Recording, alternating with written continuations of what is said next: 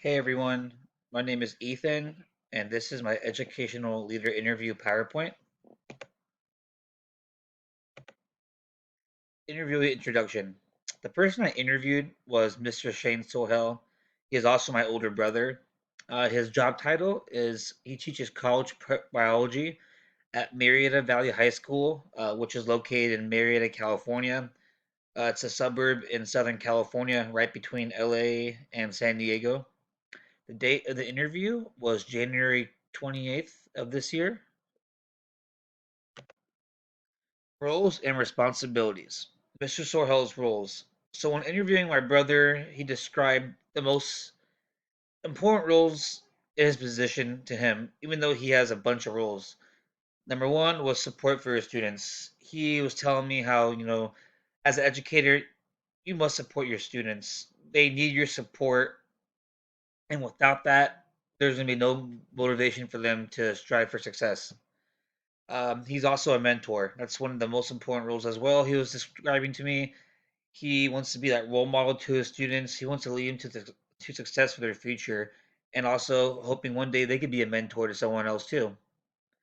Motivating his students and creating an environment that will improve their overall morale of his students and also energize the performance as well. He likes to motivate his students. He doesn't want to walk into class and see his students, not wanting to be there. He wants to motivate them. He does that by, energizing them, in various ways. Communicating. Communicating, according to my brother, he states learning will be only effective to a student if there is ongoing communication between the student and the teacher. So without communication, it's going to be really hard to get to that student. You can't just expect the student to do well or know what's going on when you're not communicating with them. And so that's another important role that Mr. Sohel has. Responsibilities.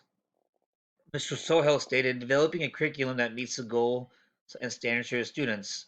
So, typically the school or the state has a standard curriculum. Well, besides following that, he has his own curriculum, so everyone's on the same page. He doesn't want to have a curriculum where, you know, someone understands it and then someone else doesn't, or someone with a disability, it hinders them from understanding what's going on. So he has a curriculum in his class where everyone can understand. And if there's an issue, then he can address or adjust that curriculum so everyone's on the same page. Monitoring the overall progress of each of his students and making sure they're on track to not only pass class, but to perform well in state testing. So, he just doesn't want his students to get a C. He wants them to perform well in standardized testing at the end of the year for the state of California because it shows that he did his job and that, they're performing good scores based off, what they learned in his class. Another responsibility being a school leader is a major responsibility, he stated. Just like mentoring to his students, his goal is to help them strive for success. Leadership style. Mr. Sohel stated he has a variety of different leadership styles he uses. I'm going to list two of them because these are the two ones that he uses frequently, according to him in the interview. The first one is instructional leadership, which is one of the most leadership styles used, the most used leadership styles in education. Excuse me. To be a successful school leader, you need to play an active role in leading the teachers. So, besides being a leader to students, lead other teachers around you. My brother, he's also a department chair in the science department, so he's also a leader of other teachers. He also likes to use coaching leadership style among his students, since he does see himself as a mentor and a role model to his students. In the interview, he states several times that one of his roles as being a mentor and using this leadership style among his learners helps him be that leader to his students and also to other teachers as well. Data driven decision making. When I interviewed Mr. Sohel, he broke it down into three parts. He collects data from previous school years and other schools nearby, whether that be schools in the same district or a city next over. For example, we live in Marietta. The city next over is Temecula. He will get data from Temecula schools and see how what they come up with. He looks at the breakdown of each topic in biology and how to perform in that category. So obviously, biology has different modules, different lessons, different aspects of it, and he looks at each lesson, each aspect of biology, breaks it down and sees, okay, how do they perform in this category? Do they struggle in this category? What can we work on? And also, he gets data from parent and staff meetings as well. It's very critical. Learning experience for others. Mr. Sohel stated, observe and watch how students learn. Also see how each and every one of your learners learn best and create that learning experience for them that they'll benefit from. Everyone learns differently. You want them to create that learning experience that's going to draw them. That's not going to confuse them. You don't want to teach them a certain way and they're just like, what's going on? They're not comprehending what you're teaching them. Try different approaches to learning to see how students react to it and if they are engaging more. See if it's effective. Are they responding to it? Are they participating more? Likes to drift away from the typical class lecture, he stated, and textbook readings. He still has his typical lectures, he still goes out of textbook.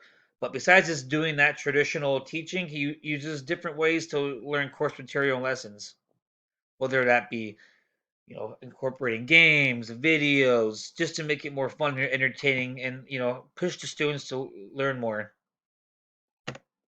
Assessment and evaluation of learners. Mr. Sohel stated he likes to do end of module evaluation for students. So it doesn't go into their grade, but it shows them, hey, what they learn in each module and what they need improvement in. And that's how he assesses them each time he has a module in his class. He has quarterly assessments on topics learned. That does go in their grade and it shows them, what they learned throughout, the semester and also shows him what they struggle in.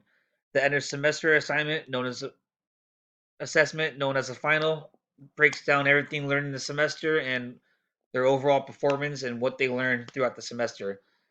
He also likes to have one-on-one meetings with the students and parents to assess and evaluate, what's going on in the class, especially the ones that are struggling. He likes to talk to students and parents one-on-one and try to assess their needs and, evaluate what he can do to help them. Use of optimism and positive thinking. Sorry, I have a hard time pronouncing that. It's about identifying and adopting the necessary steps to sustain continuous action toward the goal of positive outcomes. So, Mr. Soho believes every student of his can achieve success, whether they're failing the class, they don't care, they're disrupting class. He sees positive in every one of his students. He looks at students in his class who are not doing so well, or that obviously are always in trouble, and works with them since he does see positive aspects in them. He praises his students for their improvement. So, if he has a student that's failing and all of a sudden, they go from a D to a C, even if it's just that one letter grade up, he acknowledges them for their improvement.